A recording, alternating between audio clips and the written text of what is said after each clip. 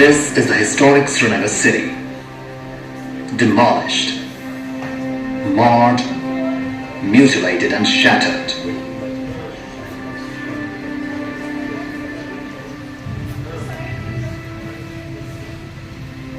The lifeline of this city, the river Jhelum, woke up like a water monster and laid the beloved city to waste.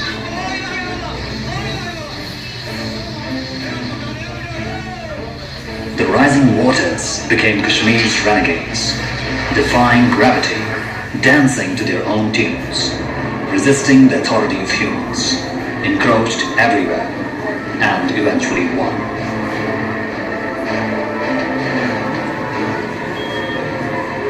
The city is in a state of shock. Archives suggest that this is the worst calamity ever recorded in the history of Kashmir. A water paradise is deluged with water.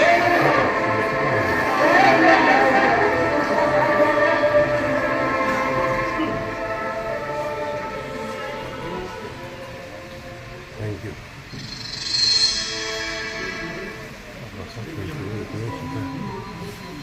The Valley of Kashmir is a basin bounded on every side by lofty mountains.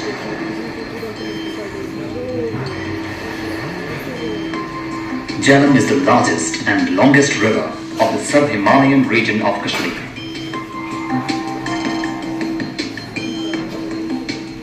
This serpentine river of the Vanis of East and its numerous tributaries flow down from the mountains and traverse the entire valley. It runs a total course of 724 kilometers. Of this, 241 kilometers are within the Kashmir Valley, 162 within what now constitutes the other part of Kashmir, and the remaining portion of 321 kilometers in Pakistan.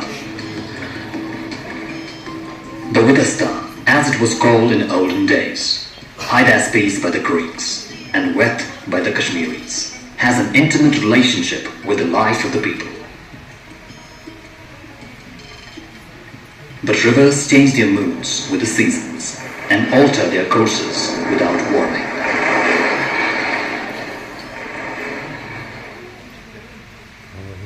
In past, Kashmir has witnessed devastations due to the floods in Jhelum. Worst floods in 879 AD are recorded in the history of Jhelum. From 1903 till 2006, a number of devastating floods have hit the valley, leaving behind a trail of miseries, diseases and famine. But as recently as 2010, the Flood Control Department formulated a dire but accurate warning on the state's summer capital being flooded by an intense spell of rain. The conclusion of the DPR reads: The flood status reported herein above sends an urgent and a very serious wake-up warning for the state government, and we have to act fast, being in a do-or-die situation. In case the proposal is again given a deaf ear, the damages to the life and property are likely to be colossal and beyond our imagination, especially in Srinagar city. The report was uncannily spot on. This flood was coming, we knew. We knew it as early as 2010 based on the flood probable analysis of flood probability. And when it came, I think we were not prepared for it. Wednesday, 3rd September 2014. It all started in Met Office on 3rd September 2014. Sonam Lotus, Director Met Office Srinagar, noticed western disturbance over J&K. He wasted no time in setting the alarm bells ringing. After analyzing all the model products, number one, the available meteorological data and the upper air data of Jammu and Kashmir, we concluded that Jammu and Kashmir is going to experience very heavy rainfall in coming days. Instantly, we decided that without wasting time, we must issue heavy rainfall warning. With rain showing no signs of respite, small streams, rivers, lakes started swelling throughout the Kashmir Valley.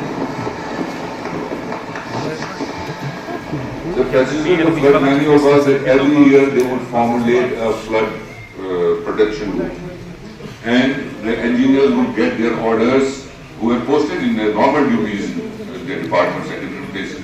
They would get their orders right at the start of the year that if flood comes, your posting is here. As soon as the alert is sounded, you are supposed to come to the such and such control room. And the control room would be established all around River Jhelum.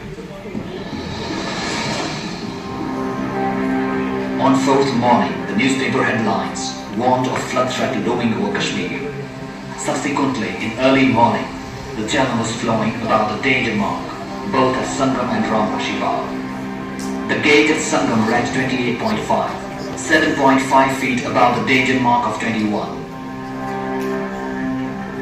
At Ramunchi Bagh in Srinagar, it was 3 feet above the danger mark.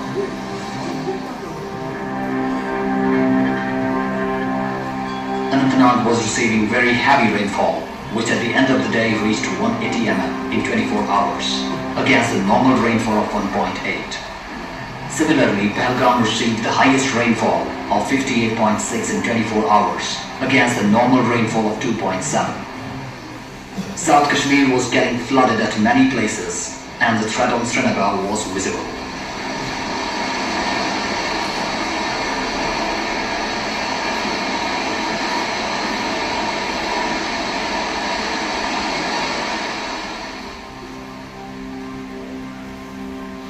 In past, Jhelum used to be breached to allow waters to flow to Kandizal, so that the levels of Jhelum reduced. Kandizal basically is automatic flow section here. It was at a lower level, this Kandizal, that once the water level will go above this, it will automatically sip into this Kandizal area, and this whole water body, it will get submerged, and discharge into the main river Jhelum through the city will get automatically reduced.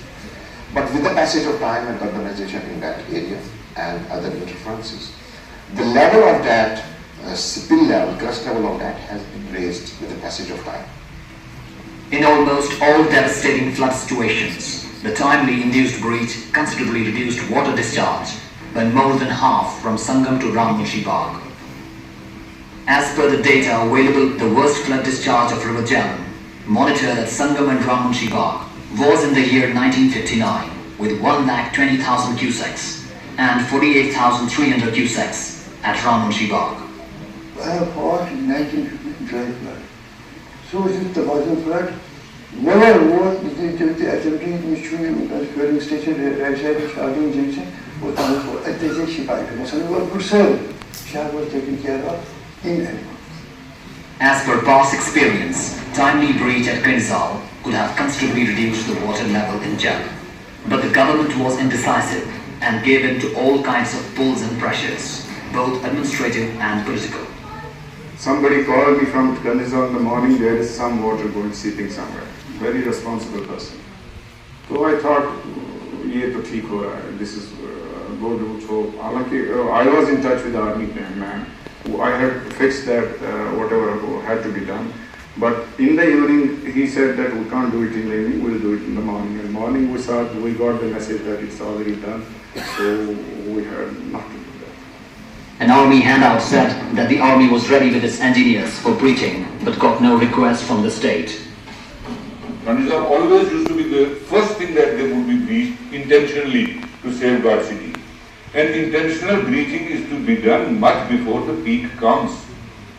When you are anticipating the peak so that you don't allow the building up of that peak in the city of Srinagar while it is passing.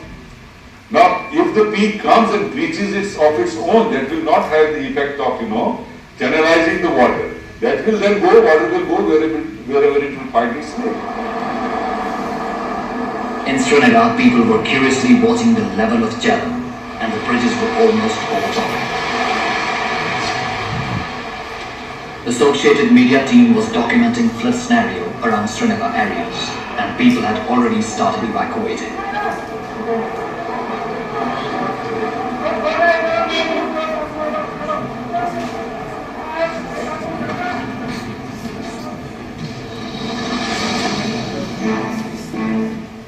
On Friday morning, 3 dangerous things were happening simultaneously.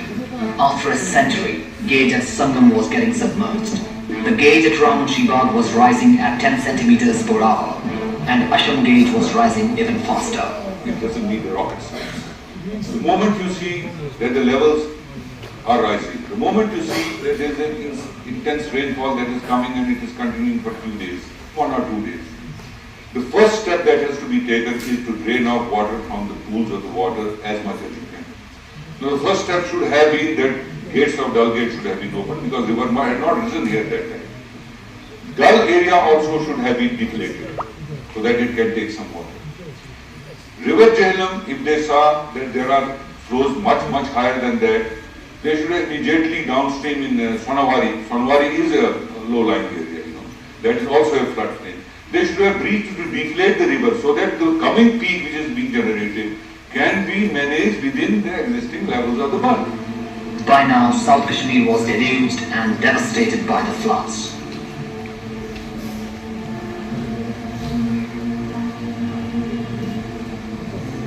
It was no more accessible.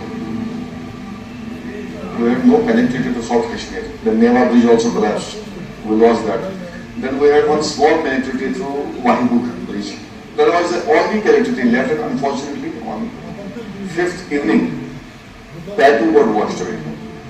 While all eyes were on Jhelum, Dudhganga Nala, which usually discharges into Floodspill Channel, overflowed its banks during the night of 4th and 5th September. Lalnagar, Chandapura, Barzula, B&J Hospital and Bulbul Bagh got inundated. There was confusion and chaos in the city. When we heard that there is water is spilling into Bone and Joint Hospital area, it was shocking.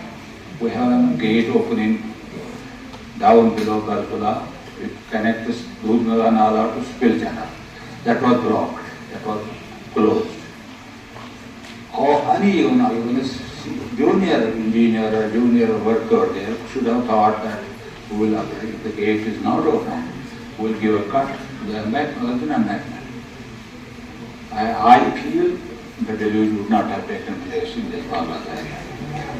No efforts were seen on ground to grapple with the ferocity of the flood as the water level of the Jhelum started rising rapidly.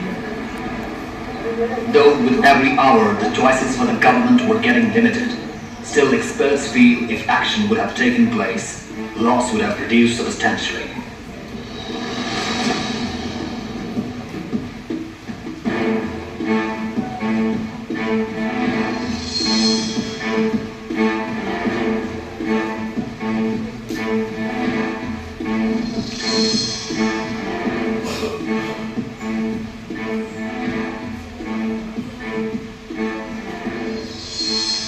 Saturday, 6th September 2014. In the 5-day spell, Shopian district received 2953%, Kulgam 1850%, Anantnag 1687%, and Pulwama 2380% excess rainfall over normal. We anticipated that it will be raining for so many days, but we didn't anticipate that it will be so many cloud bursts in almost all the catchment areas, which abruptly increased the levels. The theory that there was a cloud burst, I doubt, I cannot say, but my data suggests there was heavy rainfall and it is because of the accumulation of all this rainfall. On Saturday afternoon, rain stopped for first time. Though the gate at Ramunshi Bagh started receding just a shade, but this was not to be construed as warning signs of impending danger are over yet. In fact, this should have served as an indication of the ferocity of the ensuing disaster and a sure sign of an upstream breach or inundation. So I think it's over now. Whatever is coming now, it is stagnant for 4 or 5 hours. It was just half an inch in here and there, and in fact it got down also 1 inch. Srinagar gate cannot be taken as authentic unless you find changes in the Sangam gate, because Sangam is the obligatory point for Ashram also. And which is just possible if Sangam was rising in Srinagar had some relief, that would have been due to the breaches, which may have taken place en route to Srinagar. When on 4th September, gates started rising steeply at 1200 hours at Sangam, it should have been treated critical by the experts in charge of command and control for the floods. The same rise in the gauge got reflected at Ramunshi Bagh at 1500 hours on Saturday, after the lapse of more than 2 days. Thus for flood waters to reach Srinagar from Sangam, a 48-hour window period was provided. This was enough time to evacuate people from low-lying areas, deploy special response teams and arrange supplies. So far as civil administration is concerned, we got announcements made by the flood control department that wherever there is danger, they should ask people to vacate. It should have been warning after every minute. Please create a panic sort of a clinic, which government did not want basically. I think that was the reason they did not want to create a panic. But we had to create the panic for the safety of the people. We had to create a panic and by force we had to evacuate. Use force. The way we implement our curfew orders. It is by force. The deluge that first submerged South Kashmir districts on September 3rd and 4th went on to devastate Srinagar in the intervening night of September 6th and 7th. Jhelum breached the embankment at Athwajan, Galandhar, Pampur, Rajbagh and at 6 places in Shivpura during night, but no flood management was brought into force by the system. Manuals were not forward, flood duty was not being done, people were not knowing where they are posted. There was, you see, pre-flood, during flood and post-flood, the administration seems to have been drowned itself. Sunday, 7 September 2014. On Sunday morning, the scene of city was horrific. Flood waters were violent, ruthless and gruesome, destroying whatever came its way.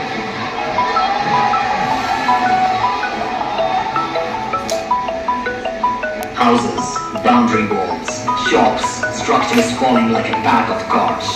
Cars were floating in all directions. Water was dragging all kinds of stuff, everything dear to people.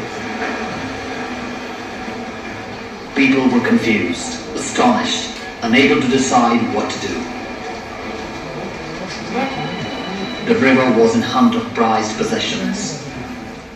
The residential areas of Pantachok, Sonawar, Indiranagar, Shivpura, Rajbagh, Kubjibagh, Jawaharnagar, Barzula, Haidarpura, Pirbagh all seemed as one water body. The Jhelum waters spilled over the embankments along many places on the Bund in the central business unit of Srinagar city.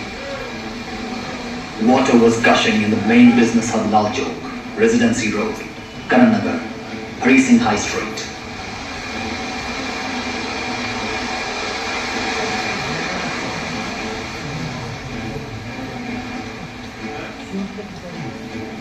Since the government failed to open the gate at Ramunji Bagh, the roaring Jhelum changed its course towards the Dal Lake and breaking the lake's lock regulatory gates. Voluminous water forced its way into the lake and raising its level to 21 feet. In less than 12 hours, the most vibrant city had been turned to driftwood, mud and silt. Everything got trapped by rising flood waters, causing land surface to be submerged underwater.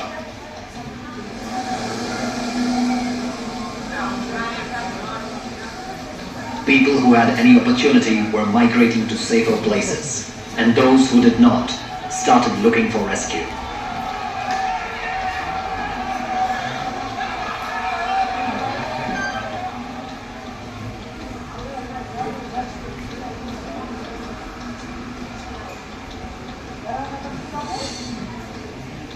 Muhammad Shafiq Kakru, a resident of Rajbagh, was in his home with his family when water started entering his area and then his home.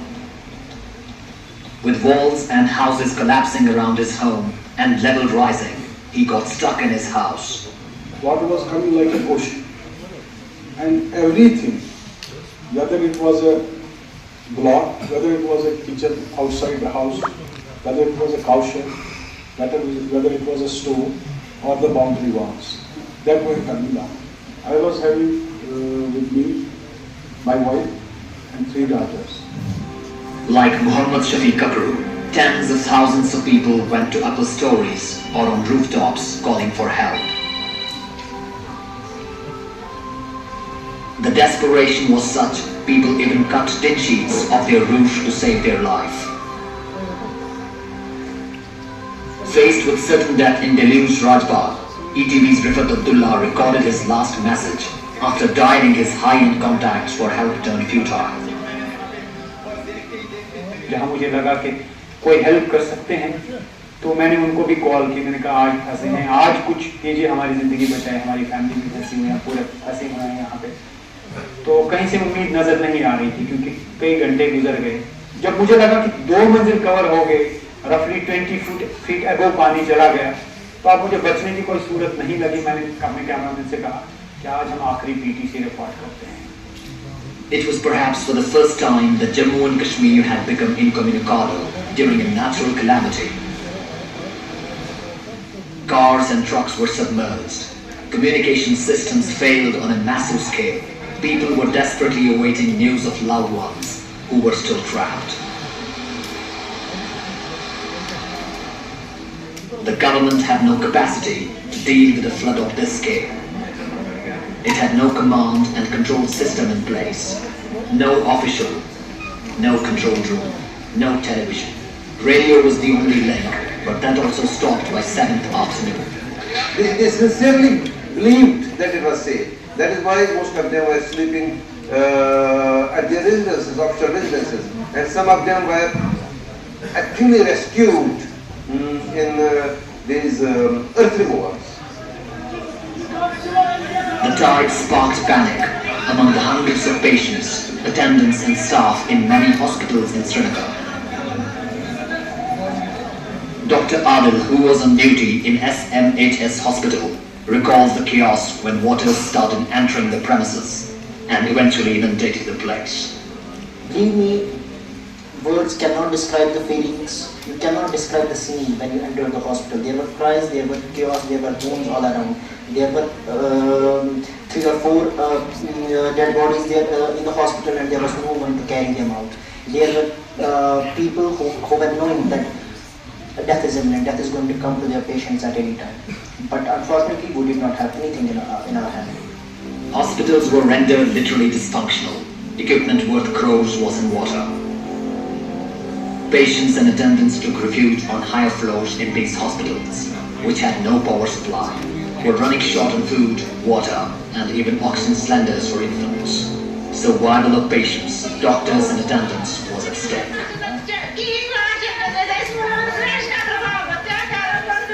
There was no light, medications, IV injectables, everything it was given under candles. There was nothing to eat. The dextrose solutions, glucose solutions, which is normally present in hospital, it was given to attendants as well as to doctors so that they can survive on that. Facebook was getting loaded with all types of messages. People in Kashmir and outside Kashmir were getting worried about the well-being of their loved ones in Kashmir. It created a panic situation in all the Kashmiris in every part of the world. In the face of an absent government, it has been locals at the forefront of rescue and relief efforts. Having less than 100 boats for 7 lakh trapped people, compounded with total breakdown of chain of command. Youth on their own accord built makeshift rafts and organized inflatable boats. Sajjad, a lawyer by profession, was watching prevailing chaos around the city. His desperation for a boat forced him to fly to Delhi. I saw people crying on the roads. I saw police helpless. I saw women crying to get their children out. And there was no help being provided by anyone. I rushed to Delhi at 4:30 by a 4:30 flight. I came back with a boat next day morning, 7:30 flight. It took courage and creativity to transform empty water tanks, plastic bottles, wood planks, mattresses to float thousands of marooned people to safety. An open air show was there. You should give credit to these people who knew that when major floods come, it is not only the government that floats. There are rafts which float. There are baskets which float. Water tanks which float. People use a different type of systems to get people out of the marooned areas. Badlu, a plumber by profession, got hold of a boat. With no experience of rowing, he started rescuing in Jawaharnagar area. तम सात बह द्रास बह तहते हो निकला मैं बाहर मतलब neighbour तान द्रास बह छाट पाया वहाँ तम पे मैं पे शिकार तौर पे मे बुथाल सह मे कह लुक कड़ कचो मकानों मज मतलब डैमेज गसन लायक पे थी तम कंक्रीट मकान मज पे कर तम normal. Besides shrieks and wails from women and frightened children from every possible direction in the flooded areas, the other sounds one could vividly hear were created by the helicopters hovering above in the now bright blue skies. As choppers started filling Srinagar skies, government was stargazing. So were the people counting flying machines.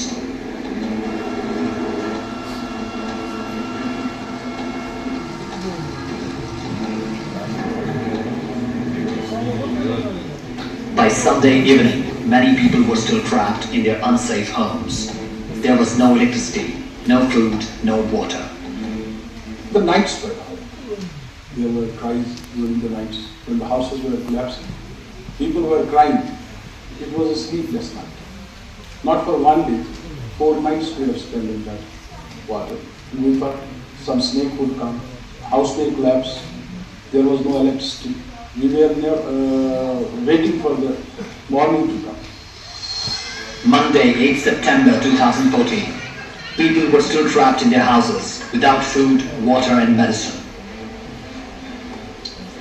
And for those who were rescued, impromptu relief camps were set up throughout Srinagar, where food, clothing and medicine donated by people across valley got distributed.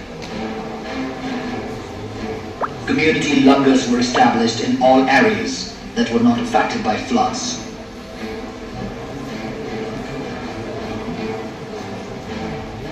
Medical camps were organized and makeshift shelters were provided to people.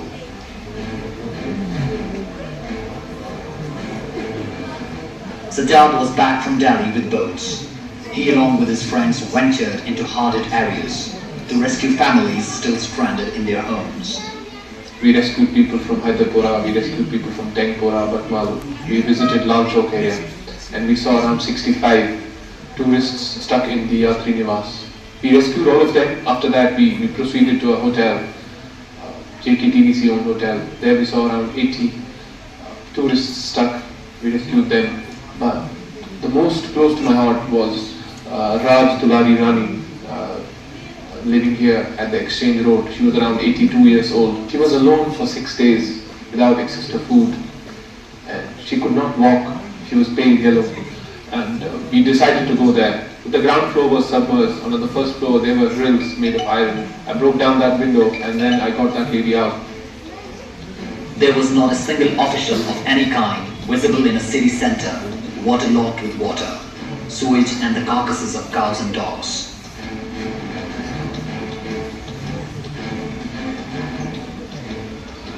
It was only on 16 September, 10 days after the floods hit Kashmir, the Divisional Commissioner convened a meeting to assess the situation.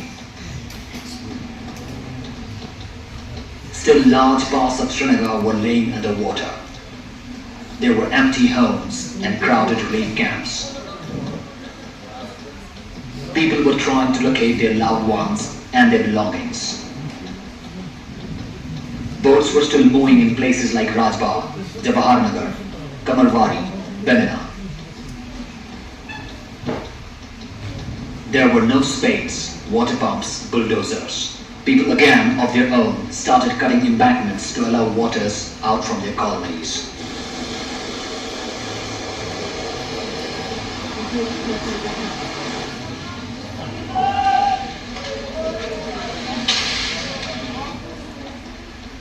Areas remained inundated for 16-20 days. These our structures are not, they are not designed to be in water for 16 days. What will happen to these houses? They have already lost their life. It was only after 3 weeks, when water receded, that people could comprehend the damages to their abandoned assets.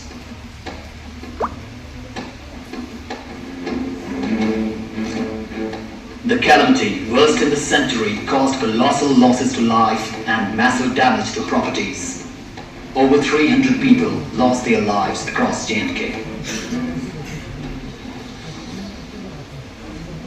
The damage caused to housing, business sectors, public institutions, hospitals, education institutes and crops is over ₹1 trillion. The flood damaged over 3.50 lakh structures, including 2,53,000 homes, and affected 12 lakh families. Colonies wore a deserted look, and thriving markets seemed warhead streets. Almost all the institutions, civil secretariat, judiciary, law enforcement machinery, state legislature, and most of the other offices were troubled by murky waters. By all accounts, it's the greatest deluge to hit Kashmir, leaving a trail of debris and destruction.